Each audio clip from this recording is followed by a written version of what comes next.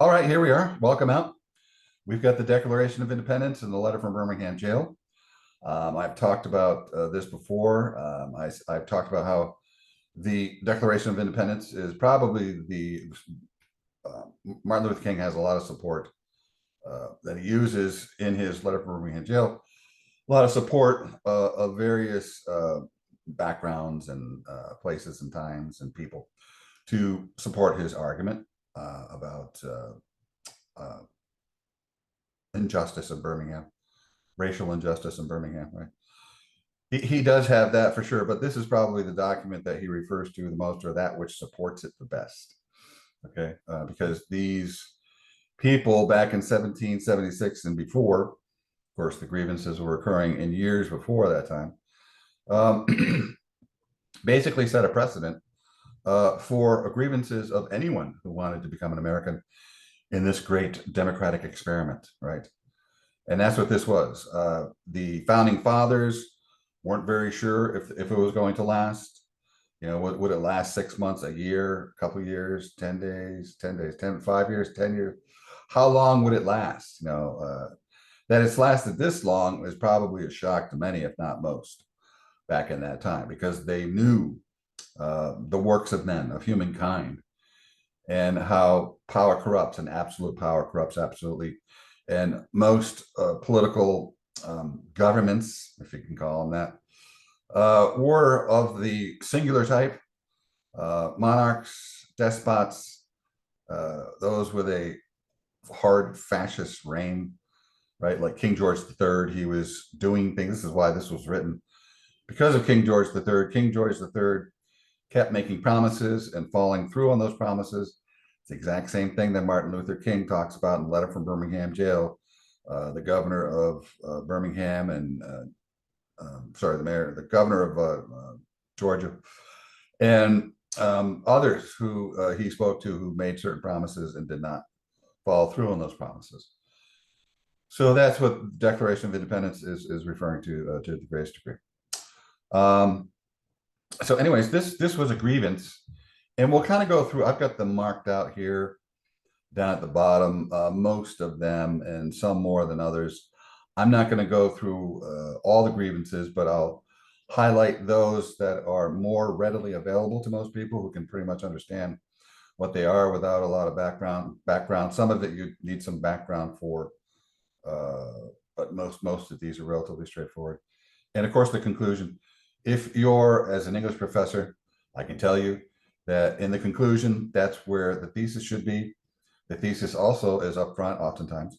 But when you're going to bring home the point, when you're going to wrap it up, when you're going to really say what you want to say, and the most important thing that you want to say, it's in the, it should be, it's usually in, I'm not saying every time, but it usually is and should be in the conclusion, right?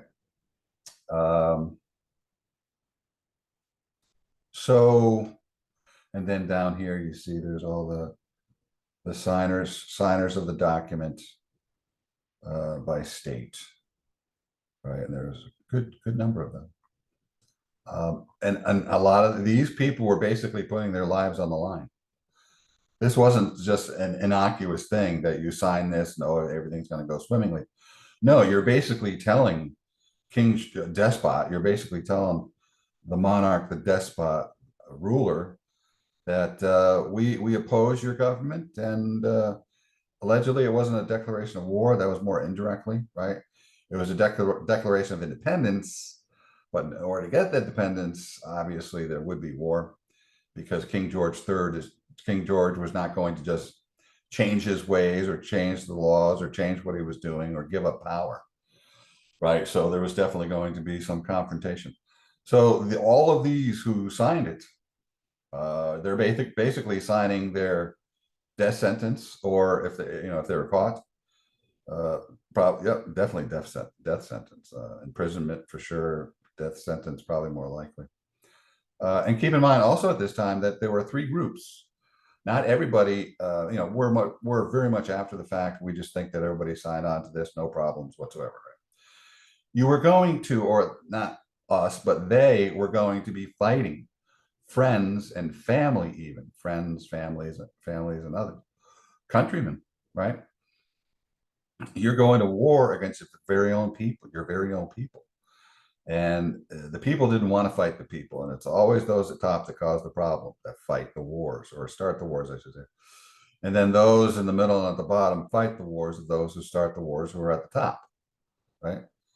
So that was a problem. So some did really want their independence, and they understood that, what they were getting into, that they would have to fight family and friends, right, and others, fellow countrymen. But they said, no, we just can't take this anymore. I'm sorry. I understand what's going on, and I know, but we have to do something. We have to get out of this situation. There's only one way. It looks like it's a one-way street, right? And then there were those who were on the fence, and that's why, like common sense. That's why common sense was written, or the Declaration of Independence was written, or any other materials that related to the confrontation between the colonists and King George III specifically, right? And then, of course, the other group was those who opposed, right? The for and against and the fence sitters. Anyways, let's go through it. When in the course of human events, and I'll try to break down anything that may be of issue or may need additional looking into, it becomes necessary for one person, interesting, or sorry, one people, take two, to dissolve the political bands which have connected them with another, and to assume among the powers of the earth a separate and equal station to which the laws of nature and nature's God entitle them. That's an interesting phrase. We'll relook at that, re-examine that. A decent respect to the opinions of mankind requires that they should declare the causes which impel them to the separation. So common courtesy, if we're going to separate from the British rule, at least we can have the courtesy to tell you what they are, right? Because if you don't say what they are, then a lot of assumptions and a lot of misassumptions will come forth, right? The separate, to assume among the powers the separate and equal station to which the laws of nature and nature's God entitle them. So these were inalienable rights, right? Separate but equal. So the feeling was back at that time, and there were philosophers who were espousing certain philosophies at that time that were talking about this, right? John Locke was one of them, right? He of the right to life, liberty, and not happiness, but real estate or land, right? Property. Right? But the feeling was at that time that no matter who you were human, and each human was equal to every other human, regardless of race, color, creed, class, socioeconomic status, so forth, so on, as you find in our laws and the laws of the land, the Constitution, and precedences that have been set since the Declaration of Independence and Constitution. So the feeling was, yes, we're all equal by God's dictate, right? We hold these truths to be self-evident, very obvious, that all men, I know it says men, but at that time there was a problem. Obviously, we know what it is, right? And women eventually had to gain their rights, which took quite some time, not till 1920 did women get the right to vote. And then, and really only then, in earnest and the greatest numbers, began to get their political, social rights, right to education, right to work and make and earn your own money and work jobs that are available to everyone and anyone, right? Anyways, created equal that they are endowed by their creator, here it is, right, with certain unalienable rights, that among them these are life, liberty, the pursuit of happiness. So that was modified, right? Instead of life, liberty, and property. I don't know if property was inherent in that statement, an obvious statement or belief, that which didn't have to be pointed out and replaced with happiness. Maybe that wasn't so obvious, but anyways, I don't know, just riffing. That to secure these rights, governments are instituted among men, deriving their just powers from the consent of the governed. There you go, right? That is a republic. That is the Constitution. That is the law of the land.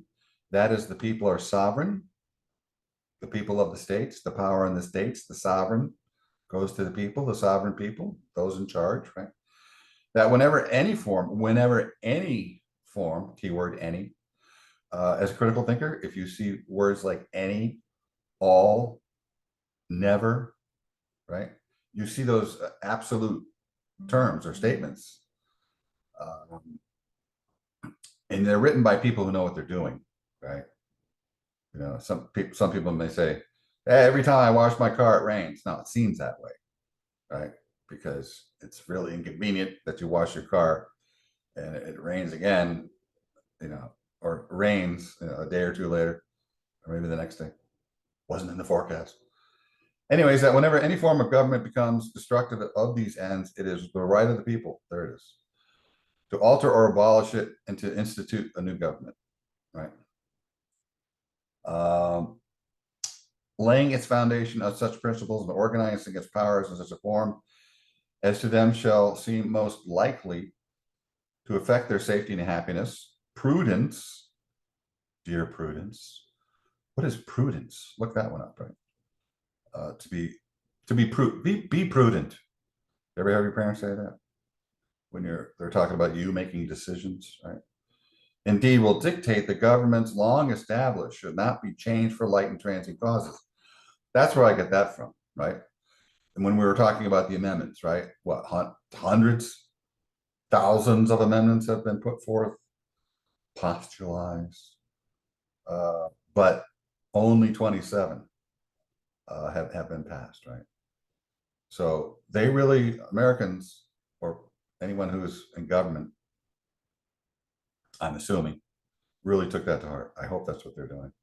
I may be wrong. And accordingly, all experience has shown that mankind are more disposed to suffer while evils are sufferable, key point, than to right themselves by abolishing the forms to which they're accustomed, right? And you saw this a bit during the COVID season, when COVID struck. People were very reluctant to change things, right? And if your government came along, your state governors came along, and local authorities and harassed you for whatever reasons, you're not doing what we told you to do, and you thought it was wrong, you still would rather suffer than to fight, right? Or to work to abolish those forms to which they're accustomed, right? So there's a little bit of psychology in here, how humans think as well. So it's a good point. So here's the grievances. And again, I'm not going to go over every minute detail, right? But King George III, I don't think he's mentioned by name in here, actually, to be honest. That brute. Where is he? Oh yeah, King of Britain. Well, they don't name him. He has refused to assent to laws the most wholesome and necessary for the public good, forbidden his governors to pass laws immediately. He's actually forbidden the colonists to vote for their own governors. They were appointed by the King George III. He refused to pass other laws for the accommodation of large districts of people and so forth, right? Called together legislative bodies at places unusual, uncomfortable, and distant. So how do you get people to not want to do something, but just make it hard, make it difficult? I just saw that agitation, right? That's what Martin Luther King talks about, right? Peaceful agitation. You know, you do something that doesn't necessarily, it's not outright aggressive or violent. It's just annoying, you know, like a fly, you know. It's agitating. And after a while, you're just like, all right, you know. And then this is what the British did. They were agitated by the colonists, and the colonists won the revolution not through winning a whole bunch of battles, because they didn't win the majority of battles. They won very few battles. They just did it through hanging on. They just would not give up, and they hung on and they hung on. And eventually the Brits said, that's enough. This is becoming ridiculous.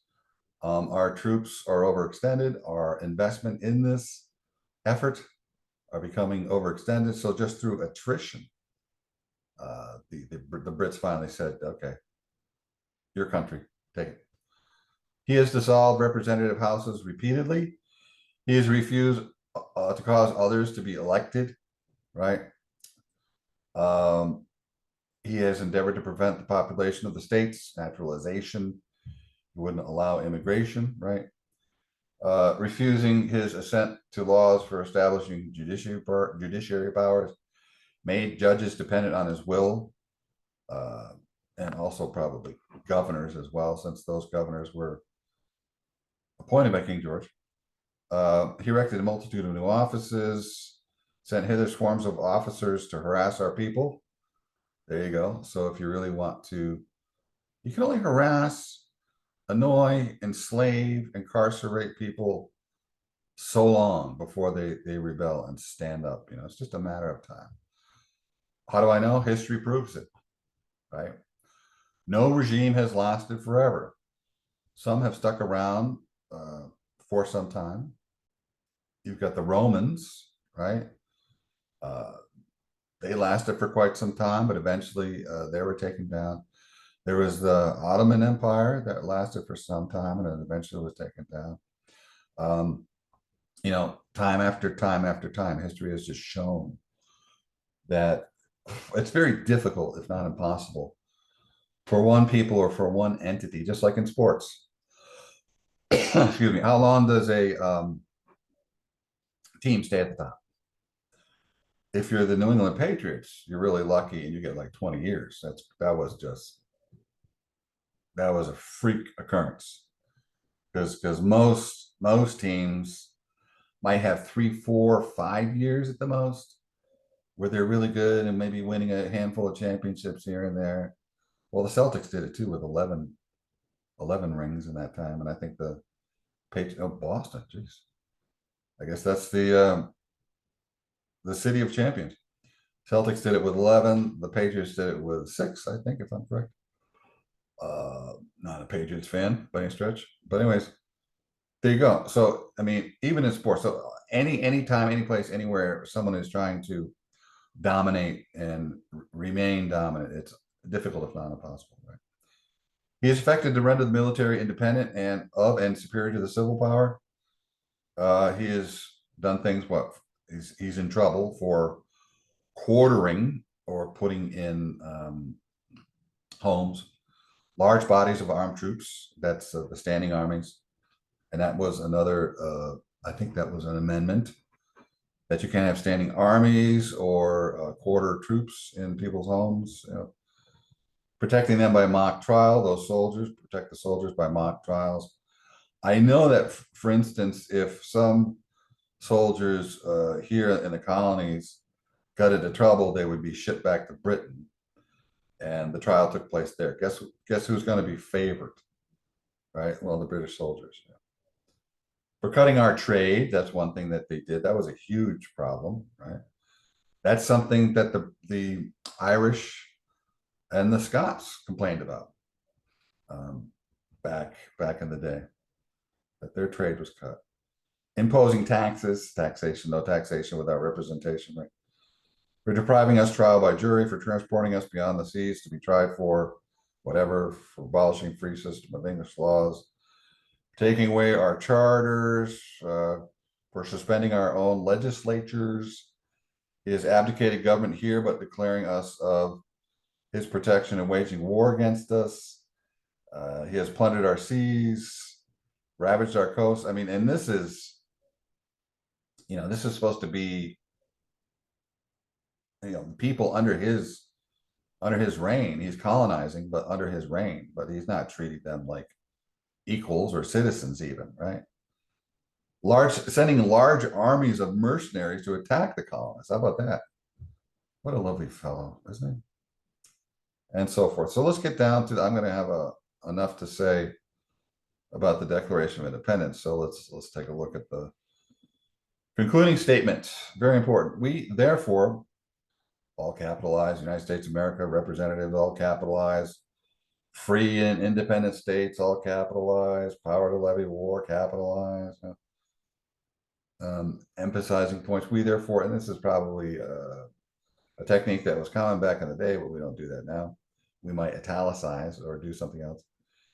We therefore, the representatives of the United States of America in General Congress assembled, appealing to the Supreme Judge of the world, remember they called nature and nature's God and Supreme Judge, right? All these synonyms for the rectitude of our intentions due in the name and by the authority of the good people of these colonies,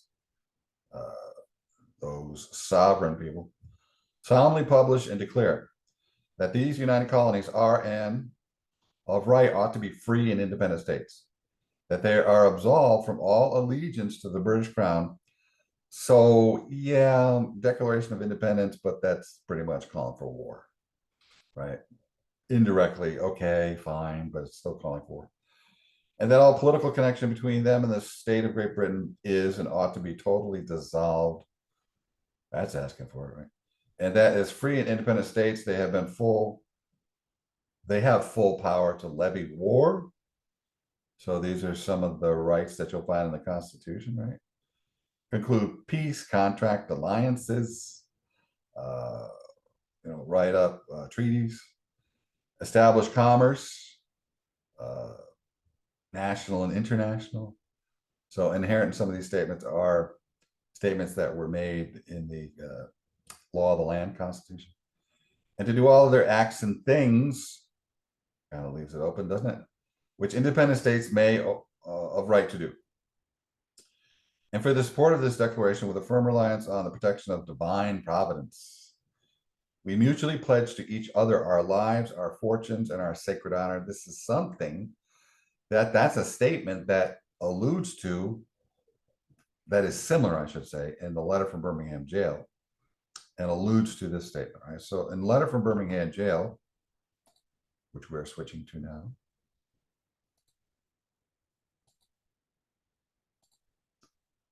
letter from Birmingham Jail, let's go to the top. You'll see it was 1963. What happened in 64, 65? Civil Rights Act, Voters' Rights Act, right? So interesting that just a year later, after this incident, so that's why this letter of Birmingham Jail is so important. What Martin Luther King was able to accomplish in such a very short period of time is historically remarkable. Because remember we talked about Emancipation Proclamation, 1865, roughly, right? Blacks received their freedoms, physical freedom, but it wasn't until actually, and I know we have the 14th and 15th Amendments, right? But it wasn't until 64, 65, Civil Rights Act, Voters' Rights Act, that blacks 100 years later, 65, 1965, 1865, that 100 years later, slow, cumbersome moving, right? That blacks began to receive their political rights. Same with women, 1850, Seneca Falls, the suffragette movement, Elizabeth Cady Stanton, Susan B. Anthony. Things finally moved 70 years later, 1920, the right to vote, and then most of the other rights that women now have began to slowly fall in place. So the fact that Martin Luther King in his lifetime was able to pull things together and acquire and gain rights for not only blacks, but all people of color, all peoples, really. I mean, it was amazing what he did. And he said, you can look this up, right? He said it sometime shortly before he was killed, that he said, I think in 20 years, things are going so well. I think in 20 years, we're going to have a black president. So let's say he said that in 65, 1985, right? Okay, well, by 1985, maybe 1990, we'll have a black president. When did we have a black president? Not much beyond that, right? So he was prescient. He was able to see the future, right? So he was in prison for participating in nonviolent nonviolent demonstration against segregation, right?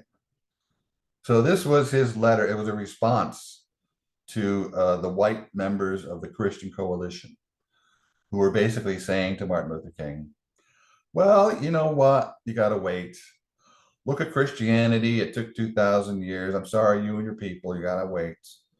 And Martin Luther King says, bull hockey. And then he goes on to explain it here. Hold on.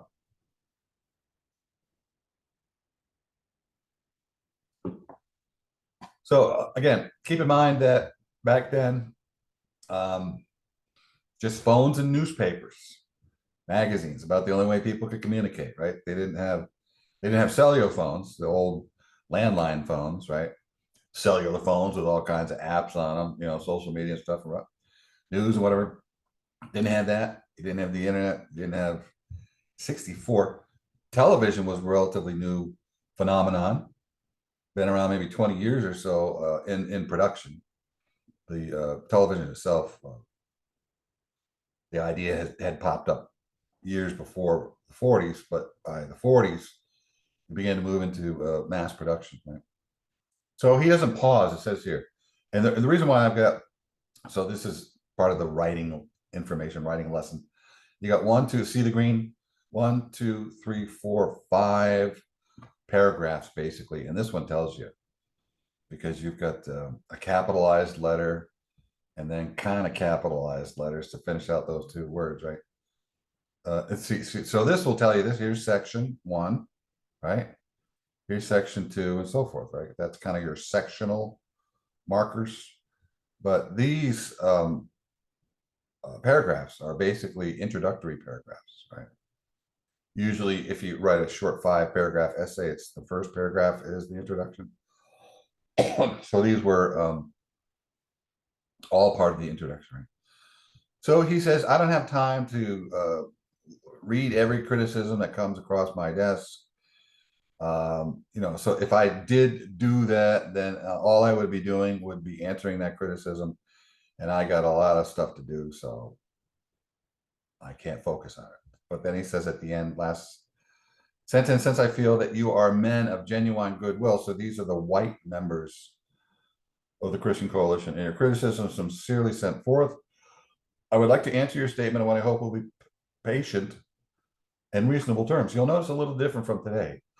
Today it's always, if you look at even social media, but if you look at news, mainstream media, it's always screaming and yelling and I gotcha and you're an idiot. You oppose what I say, you're a moron, you're a Nazi, whatever. That's why I don't watch. That's why I don't watch this. I get too old for that crap, anyways. But anyway, so patient and reasonable terms. This is called the Rogerian method of argumentation, meeting you at the middle ground, right? Great technique. And even though he does this at the beginning, it may seem like kind of a soft shoe. Maybe he's being too nice, too wambly-pambly. Come on, Martin, go get him. Go for the juggler. Little later on in the essay, after he builds up his argument, he does get a little more assertive. So just warning you, right? So he was serving as president of the Southern Christian Leadership Conference, right? And he tells you about his interactions with that group and with white members of the Christian Coalition. But down here, he says, our local affiliates here in Birmingham invited us to be on call to engage in a nonviolent direct action program if such were deemed necessary. And he was in Birmingham because that's where some of the worst segregation was occurring. So he's going to the eye of the storm. He's not skirting the issue. Brave guy, just an amazing individual. Never mind, what he wrote, but who he was and how he went about doing things was just phenomenal. Right? And you can see, you can kind of tell this isn't really a transitional statement, but when he says, I think I should give the reason why that's kind of explaining what he said in the first paragraph. Then you see this, beyond this, moreover, in addition to, you deplore the demonstration. So he's talking about demonstrations, which were spoken to back here in previous paragraphs, right? I am in Birmingham because injustice is here. That was the key point, right? And just like the 8th century prophet left their villages, Apostle Paul left his village, Jesus Christ preached the gospel, left the village, went into the Greco-Roman world, right? Like Paul, last sentence, I must constantly respond to the Macedonian call for aid, right? So he's equating himself. He had a PhD in theology, very intelligent individual, right? I think he was Baptist, if I'm not mistaken. Moreover, look at the language he uses. I am This is why even the ignorant police, white members of the police force, you see these videos where he's this huge, tall, white police officer just talking to Martin Luther King. He's going, Mr. King, sir, your goodness, whatever you call it. You can tell they had a respect for him because he was very well spoken, very dignified individual, right? So how can you not? Teaching. There you go. Methods on how to be an effective person, an effective problem solver, an effective human, right? I am cognizant of the interrelatedness of all communities and states. Who talks like that? Only PhD people, right? Injustice anywhere is a threat to justice everywhere. That's a parallelism. You learn that one. Ask not what your country can do for you, but what you can do for your country. It's kind of got a rhythmic flow to it. Da, da, da, da, da, da, da, da, da, da, da, right? And he uses literary techniques like that one and many others throughout the essay. And it's, metaphors and similes and personifications and all that stuff. We are caught in an inescapable network of mutuality, tied in a single garment of destiny, right? Nice rhythm, nice flow to it. Learn how to write, learn how to speak in order to get your point across. I've had people say to me and others who speak well, say that, I remember one time when I first started speaking or appearing in public, writing stuff online, whatever not. I never thought I was, all that in a bag of chips, some big deal. But you realize, if you have a certain amount of insight, a certain amount of dignity, a certain amount of class, a certain amount of intelligence, a certain level of morals and ethical capacity, people they pay attention, right? And I remember I responded to one essay one time, and the person said, I am honored that you would come and write a comment on my essay. I'm like, what the hell? I thought they were pulling my leg. Well, who are you trolling? But it was true. So I respect that. And I've had students come into my class after the class is over and say, Professor Brown, you're the one by which I hold up all my other professors to. I've gotten good paychecks and I've made good money and through teaching and through coaching and elsewhere. And I can tell you, no paycheck will make up for those type of compliments. You just sit there and go, it's very humbling. They don't happen all the time, but rarely, but when they do, it's very, very nice, very sweet, but very humbling, right? Whatever affects one directly affects all indirectly. Never again can we afford to live with the narrow provincial outside agitator idea. Why is that in quotes? I don't know. Somebody said it. Maybe it's in this essay somewhere before he got here. Anyone who lives inside the United States can never be considered an outsider. That's exactly what he's talking about, right? Blacks, Hispanics, whomever, right? My wife is Colombian, and sometimes she feels like she's getting some people looking at her oddly, for whatever reason. I don't know the particulars, but she feels like she's being discriminated against. Don't do that. Don't be. That's gross. Really gross. Small-minded, petty, infantile. Just gross. Be bigger than that. Be bigger than that. Yes, please. You deplore the demonstration, right? You don't like it, but I'm going to tell you, and I'm going to explain later on exactly what we did and why we did it and how we did the peaceful demonstration and how it's effective and its effect and what it does and what it did do.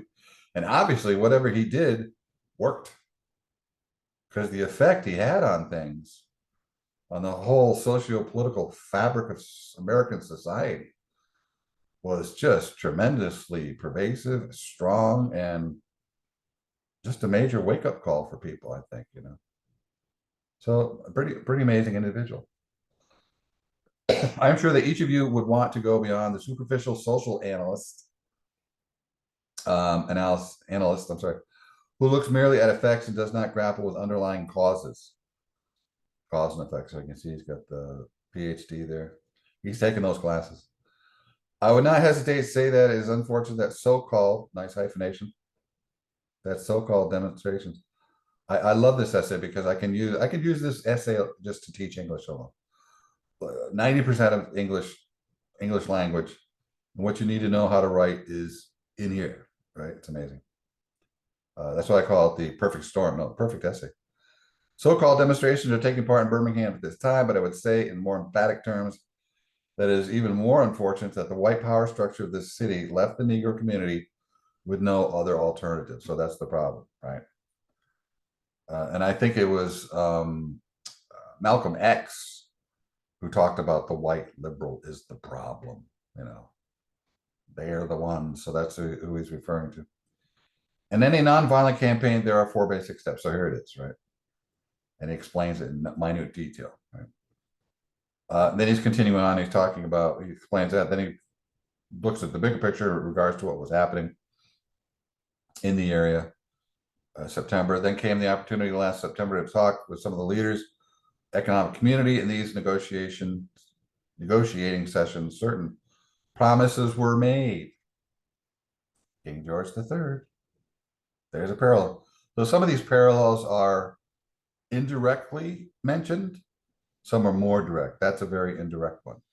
But if you know your history, if you know your country and love your country and read the Declaration of Independence and really care about this country, really love this country, and you want to see this country continue, and you want to see the people in it prosper and continue, and you care about all peoples, and you care about yourself, sit your ass down and read some important documents. Do it. I'm like, I'll do the Shia LaBeouf on you. Do it. Just do it. I shouldn't do that because I had some throat issues this morning with the winter air, very dry. Anyways, such as the promises to remove the humiliating racial signs from the stores, right? Skip down. As the weeks and months unfolded, we realized that we were the victims of a broken promise. Skip down. We were not unmindful of the difficulties involved, so we decided to go through a process of self-purification. There you go. And there's actually, and I wish I had gotten the name of the movie, but there's a movie where it's showing Martin Luther King and the people, his followers. And it wasn't just blacks, there were whites in there too, right? Many different colors, nationalities, who were going through this training, right? Right. And they show them in the living room. There was a mock trial there. One guy was yelling at the person, and the other person was sitting there, you know, trying to remain calm. We started having workshops. That's it right there. On nonviolence, and repeatedly asked ourselves the questions: are we able to accept blows without retaliating? That is hard. That is hard. I saw a guy, I think he was at some sporting against football game or something. And this guy was yelling at him. He kind of got in his face and, you know, doing the chicken neck, you know, snapping on him, you know. And the guy just looked up at him and he was patting him on the chest. Like I don't know what he was saying because they didn't have audio. But I think he was just going, calm down, you knucklehead. And then the next clip shows him as a boxer, right? Just beating the ever living snot out of people, right? The fact that he did not contend. There's the story in, and I think I talked about this in Thick Face Blackheart by Ching-Ning Chu. And that is a book that everybody should read. It's how to achieve, right? How to achieve, how to get things done, how to really live your life and live properly, right? There was a individual by the name of Han Zhu, or Han Xin, I think. And he was young at the time. He had a couple of thugs walk up to him and said, hey, Han Zhen, crawl between our legs like a pig or fight us. and he crawled between their legs, right? So after that, anybody who had seen that or heard about that, they're all pointing at him, that guy. And he ended up being one of the probably most elite fighters, hand-to-hand combat fighters, warriors, soldiers ever in the history of China. So he was asked one day, weren't you the same guy who, when you were much younger, who confronted two guys? Yes, that was me. Why didn't you fight? Because I could have easily beaten them. There are priorities. I am not of the highest priority. My country is first. My dictator, my country is first, or maybe my God or gods or whatever you want to put up there. And my king, my country, my king, maybe God was in there, God was in there somewhere as well, right? I am lowest. Character. Martin Luther King talked about that. Not the color of your skin, but the character of your content of your character, right? You got, and this is where kind of where it came from. That's what they were doing, with those workshops, nonviolent workshops. They were building character. In the middle paragraph here, this reveals that we did not move irresponsibly into direct action. We too wanted to see Mr. Connor, and I looked up Mr. Connor in reference to what's stated here, but I think he was a politician who was opposing, obviously, blacks being treated equal to whites, right? And wanted to see Mr. Connor defeated, so we went through postponement after postponement to aid in this community need. After this, we felt that direct action could be delayed no longer. Right. So he's very intelligent. He's patient. He's full of control, full of reserve, full of integrity. Right. This is what makes great people great. These things and more. Right. You may well ask, why direct action? Why sit-ins, marches, and so forth? Isn't negotiation a better path? Right. And he mentions tension. Right. So the purpose of direct action is to create a situation so crisis-packed that it will inevitably open the door to negotiation, creating tension. Socrates talked about it. Socrates used it. And other great thinkers and doers. Sun Tzu, Art of War. There's another book to read. There's so much stuff, and people just don't read this stuff. And maybe that's one of the main problems with our society. We don't understand the deeper underpinnings of human nature and how to be. The Hindu and the Buddhist and the Zen Buddhists and the Tao, they all talk about how should we be, right? We get so caught up in the minutiae, we get so caught up in ourselves and the material and the useless and the unimportant, and letters and degrees and powers and influence and sway and money and bling and all that useless shit.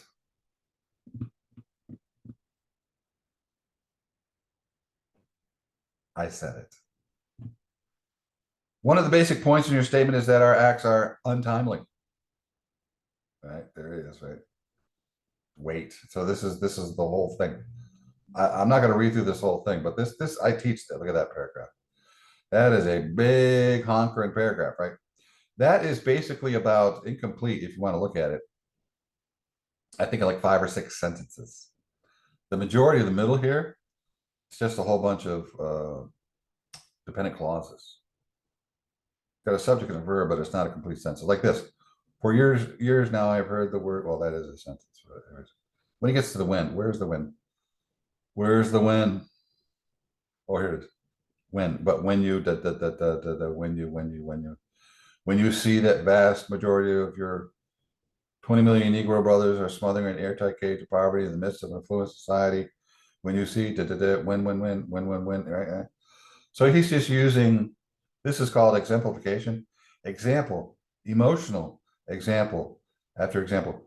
When you're writing argumentative paper, pathos, logos, ethos. Pathos is emotion, logos is logic, and ethos is ethics. So here he's using emotion, right, to get the point across, because you can only be so logical and so intellectual. After a while, people are going to burn out. You got to touch my soul, buddy. You got to get to my heart, my soul. And you don't do that with just a lot of intellectual ponderings, like listening to a treatise on, a stellar interflight or something. After a while, most people are like, what? Born people are emotion-based creatures, right? We're much simpler than that. We do have an intellect, but it's certainly limited, as I've mentioned, right? So, but when you're writing an argument, he's laid a lot of the smart stuff out. The logic, the facts, the explanations, the statistics, the data, the explanations, the examples. Now he goes for the gut, the emotion, right? I'll read a little bit of that, but I'm not going to go through the whole thing. I'll be here for 2 hours if I go into too much detail, right? History is a long and tragic story of the fact that privileged groups seldom give up privileges voluntarily. So there it is. What was the privileged group or individual controlling that group that the colonists were dealing with? King George III, right? And his reign. And all his minions, which was basically everybody, because he was at the top and everybody else was underneath him, right? Individuals may see the moral light and voluntarily give up their unjust posture. But as Reinhold Niebuhr has reminded us, groups are more moral than individuals. And there's the psychology of groups and how we function in groups, and it's different from how we function as individuals. I'm not going to get into that. Right. So we know through painful experience that freedom is never voluntarily given by the oppressor. It must be demanded by the oppressed. Right. And these white members of the Christian Coalition are saying, wait, Martin, you have to wait for your God-given and constitutional rights. But he says, listen, but when you have seen vicious mobs lynch your mothers and fathers at will, drown your brothers and sisters at whim, there's your parallelism, right? And he's giving specific details, right? He doesn't just say when you see vicious mobs attack people. He doesn't just say that, does he? So this is what you want to use if you're going to write emphatically with some emphasis and some power. Put in some specific examples. It's very, very not overly specific, right? Like I had this example about the Mustang. The Mustang went flying around the corner and nearly killed the mom and the child. But do you really see that? The white Mustang with high raised white walls, flaring, glaring silver trim, red stripe, speed stripe down the middle, painted up from the front to back, almost going up on two wheels, barreling out of control, nearly flipping around the corner as it almost took out a mother and her child or something like that, right? That much more. So you not only write in detail, but also speak in detail. And here's another very detailed, specific sentence. When you have seen hate-filled policemen, describe them specifically. And what are they doing? Curse, kick, brutalize, even kill your black brothers and sisters with what? Impunity. Like aggressiveness, overly aggressive, right? So there's, tongue twisted, your speech stammering, right? And so forth. So it goes on throughout the whole rest of the statement, right? And then at the end here it says, there comes a time when the cup of endurance runs over and men are no longer willing to be plunged into the abyss of injustice where they experience the bleakness of corroding despair. Kind of sounds like a little bit of Alexander Hamilton. Remember when I read that essay, what was it, essay 76 or 67? I forget. Talking about the executive, strong executive, right? So a little flowery, but I find that Martin Luther King's sentences, even though they get flowery at times, are almost you're almost always able to understand what he's saying. Alexander Hamilton, not so much, or even Thomas Jefferson, right? Okay, so here he states, you express a great deal of anxiety over our willingness to break laws.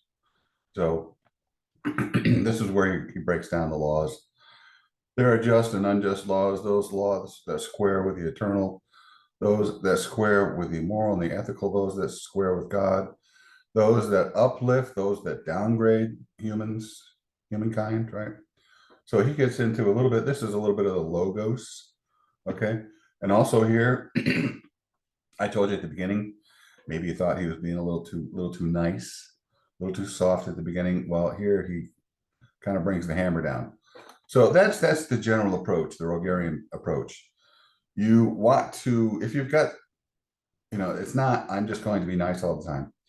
You try to reach a point of mutual support and understanding, right? At the beginning of the discussion, the essay, the letter from Birmingham Jail, so that you're not stepping on toes. Because if you just hammer people right away, if you just hammer people in general, they're not going to listen. They'll just shut down. They'll shut you off, right? So he was using that Rogerian method, which is very practical. But and he's also very litigious. He's very judicious. He's using tact and not being coy, but using tact and saying things in a way that forceful, sure, but he's not going for the juggler. He's looking at the issues. He's not looking at the individuals and talking about character, how these people are miserable human beings, right? He's talking about the basic facts of what has occurred, right? So anyways, here he says, bottom of that first paragraph, how can you advocate breaking some laws and obeying others?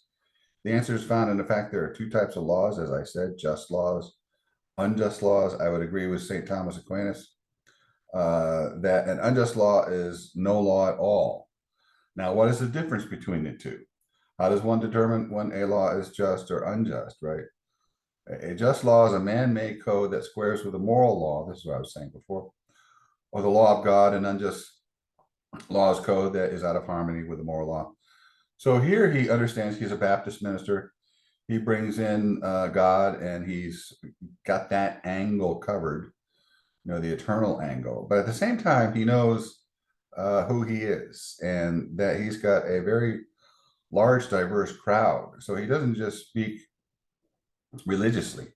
He also speaks from a sectarian perspective, which is non-religious, right? So he talks about St. Thomas Aquinas here, Martin Buber, Paul Tillich, and all of these examples are supporting his point. Again, I'm not going to go through everything here in great detail. St. Thomas Aquinas, Christian, Martin Buber, Jewish, Paul Tillich, not aligned with a particular religion, right? And he's giving examples. So that's what you want to do. Also, notice the lay of the land. Notice how his paragraphs start, right? Topic sentences. You express a great deal of anxiety over our willingness to break laws. And then what does he do? He sticks to that topic. Next paragraph. Now, what is the difference between the two? How does one determine when a law is just or unjust? He explains it with numerous examples, right? Using 1, 2, 3, at least 3, maybe 4 examples, right? Let us turn to a more concrete example, or example of more substance, I guess you could say, of just and unjust law. Unjust law is a code that, and this is interesting, that a majority inflicts on a minority that is not binding on itself. This is difference made legal. On the other hand, a just law is a code that a majority compels a minority to follow, and that it is willing to follow itself. This is sameness made legal. So the law may not be forcing those of color to do something. It's not out of the ordinary. It's not something that those who are enacting the laws wouldn't do themselves, right? Here's another example, because it did not have the unhampered vote to vote, right? An unjust law is a code inflicted upon a minority, which that minority had no other part in enacting or creating, because it did not have the unhampered right to vote. So if you don't have the right to vote on laws, and you're beholden to these laws, then why, right? You didn't have any, and you're an American citizen. And if you're born here, if you're a naturalized citizen or born here, you have the rights, inalienable rights, as we saw in the Declaration of Independence, right? Regardless of race, color, creed, class, socioeconomic status, so forth, so on, right? So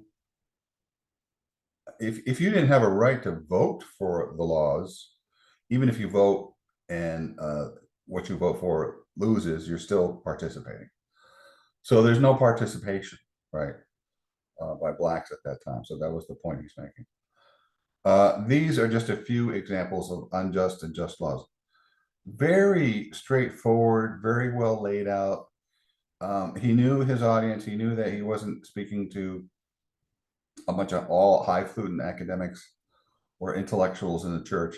He knew that he was speaking to a wide variety of people and that he was trying to hit the lowest, not dummy it down, but try to hit the lowest common denominator. Like when you write a book, your publishers always say, shoot for about an 8th grade level, right?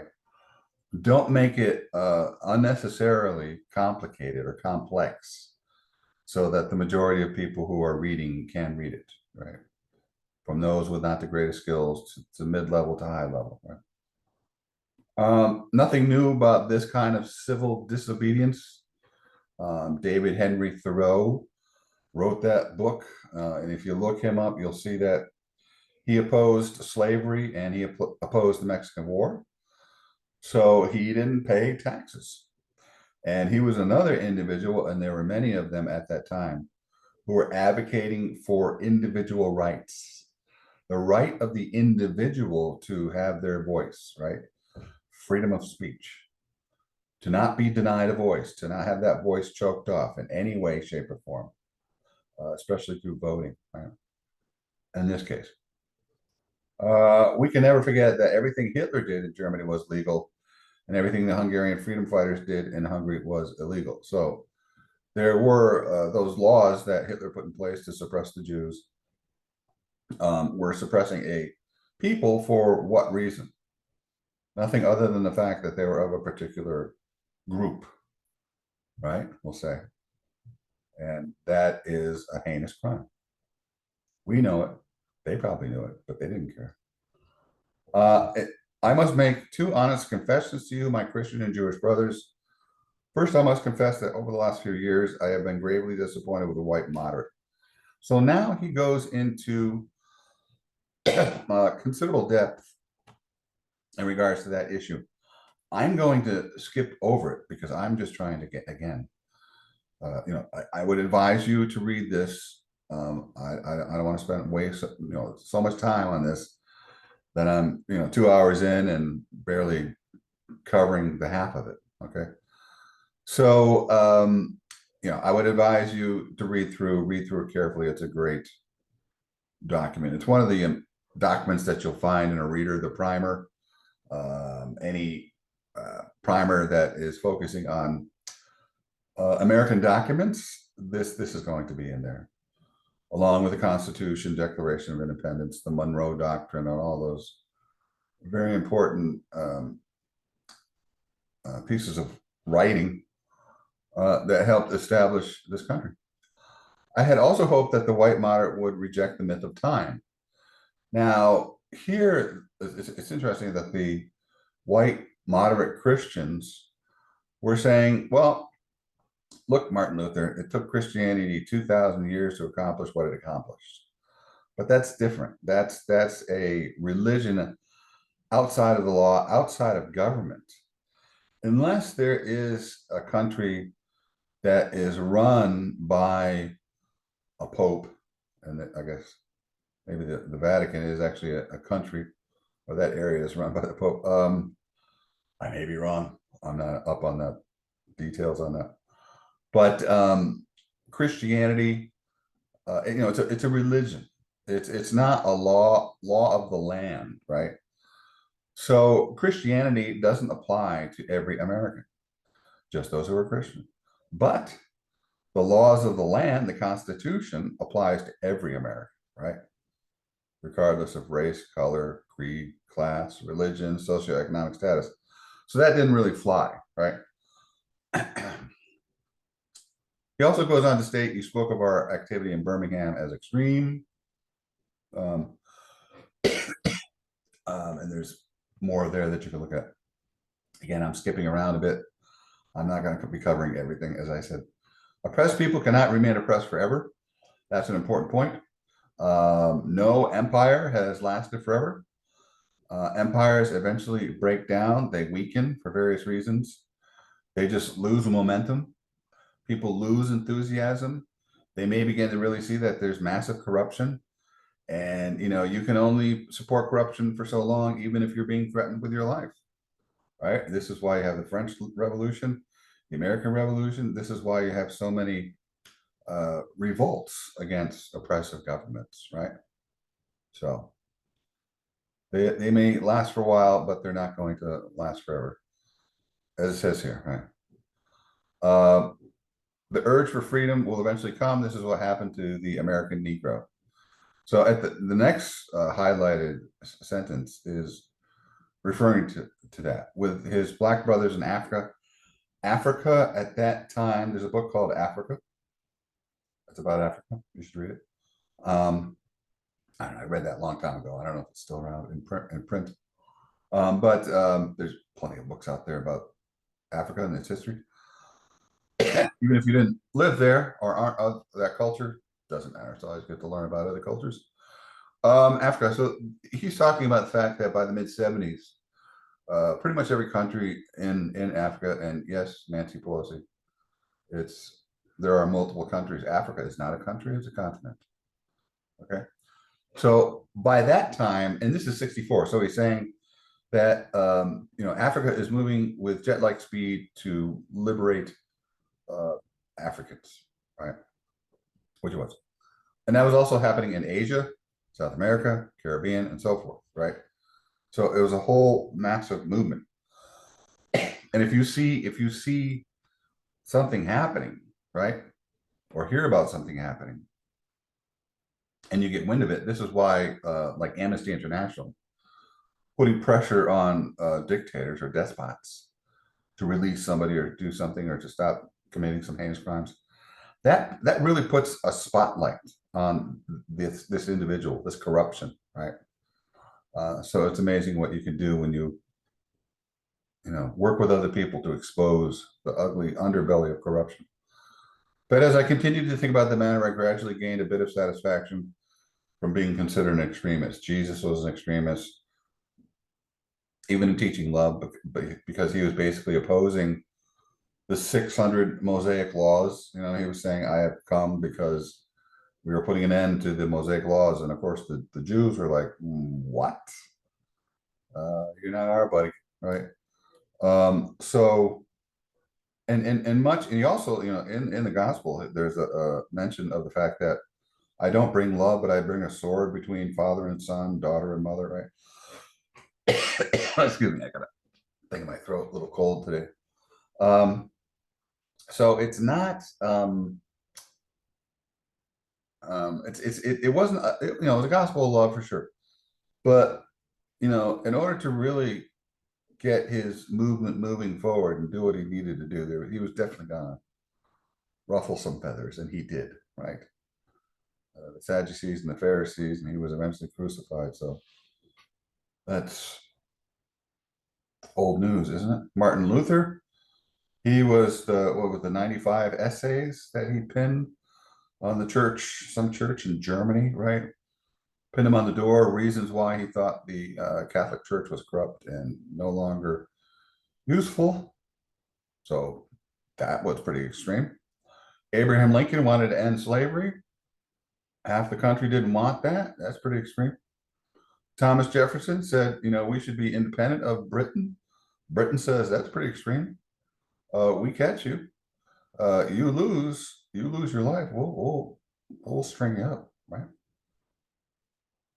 So that would be considered a traitor. So I think we're just about finished. His other disappointments is with the church. So he mentions the church. You can see numerous times through here, and I'm not gonna belabor that point. I must close now, so let's close. But before closing, I'm impelled to mention one other point in your statement that troubled me profoundly.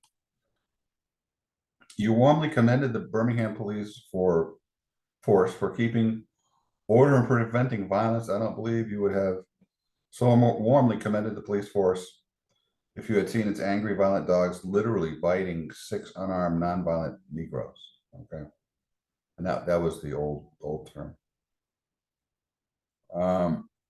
I wish you had commended the Negro demonstrators in Birmingham for their sublime courage.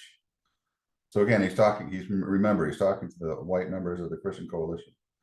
Their willingness to suffer, their amazing discipline in the midst of the most inhuman provocation. One day the South will recognize its real heroes. And then he mentions here, as I said before, before I've written a letter this long, but I don't have access to my materials, my secretary, and so forth, my office and whatnot, right? So that's it. So hopefully that's a good little slap in the face. Little bit of a wake-up call.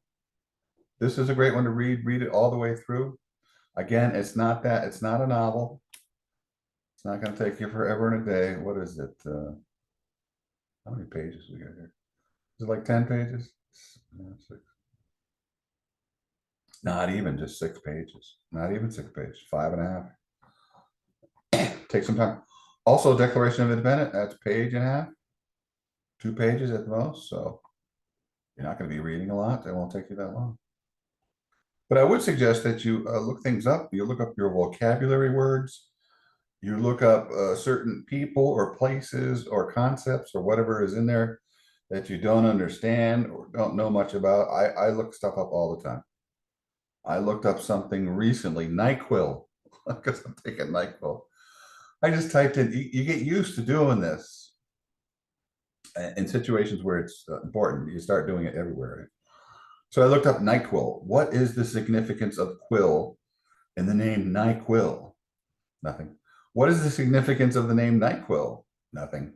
So I didn't find anything. But anyways, I know it's at night, but what's the quill part of it? Is that a pen? I don't know. Old-fashioned pen. Good night to your pen. Anyways, that's it. So I don't know what else I've got going. Where's my notes? Do I have my notes here? Let's see. Electoral College, that's another one, right? Deck of Independence, letter from Birmingham Jail. So I think the next thing is Electoral College. See, I got my cough drops. That's why I sound a little.